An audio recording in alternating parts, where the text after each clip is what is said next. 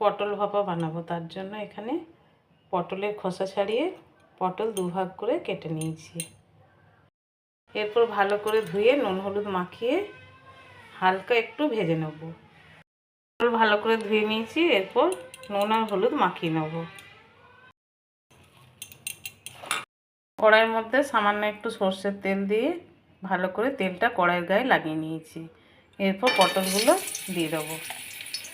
বেশি ভাজবো না, হালকা করে পটলগুলো ভেজে নেব। ভাজার জন্য পটলগুলো সব দিয়ে দিয়েছি কড়াইয়ের মধ্যে। পটল ভাপায় নারকেল লাগবে, তার জন্য নারকেল এখানে ভেঙে নিয়েছি।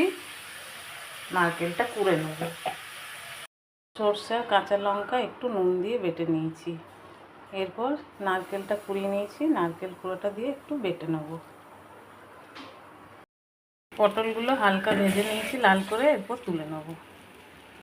ভেজে রাখা পটলগুলো একটা টিফিন কৌটোর মধ্যে নিয়ে সাজিয়ে নিয়েছি।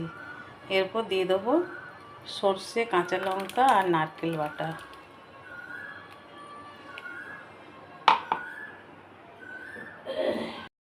মিক্সির কৌটোর মধ্যে একটু জল নিয়ে সেই জলটা দিয়ে দিলাম।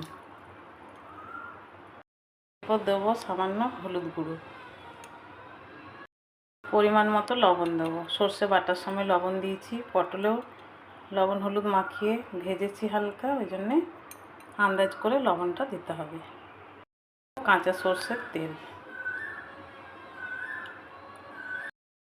ভালো করে মিশিয়ে দিয়েছি। এরপর চেরা কাঁচা লঙ্কা দিয়ে দেবো।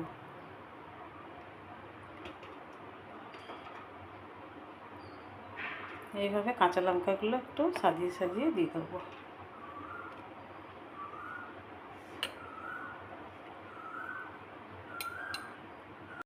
এর মধ্যে বেশ কিছুটা জল গরম করে নিয়েছি, একটা স্ট্যান্ড দিয়ে দিলাম। এরপর পটলের টিফিন কৌটোটা বসিয়ে দিলাম, একটা ঢাকা চাপা দিয়ে দেবো।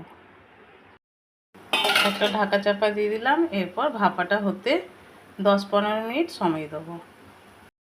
পটল ভাপা এবার নামিয়ে নেব। এই দেখুন হয়ে গেছে, এরপর নামিয়ে নেব। পুরোপুরি রেডি হয়ে গেছে পটল ভাপা।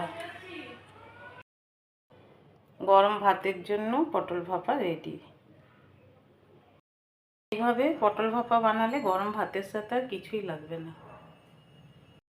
একবার হলো এইভাবে পটল ভাপা বানিয়ে খেয়ে দেখবেন, দারুণ লাগে। তো আমার আজকে রেসিপি যদি ভালো লাগে একটা লাইক কমেন্ট করবেন। তো আজকে এই পর্যন্ত, আবার একটা নতুন রেসিপি নিয়ে আসবো। সবাই ভালো থাকবেন, সুস্থ থাকবেন।